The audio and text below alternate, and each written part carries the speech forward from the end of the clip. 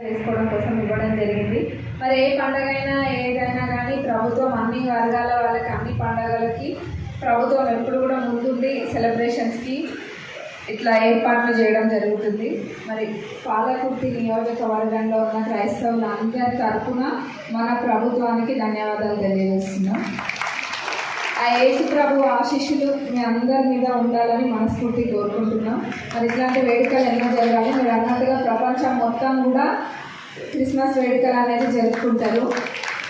మరి ఆ ప్రభు ఆశీస్సులు మీకు ఉండాలని మరొకసారి కోరుకుంటూ మన నియోజకవర్గంలో అన్ని అభివృద్ధి పనులకి ఆ ప్రభు తోడు ఉండాలని కోరుకుంటూ నమస్తే.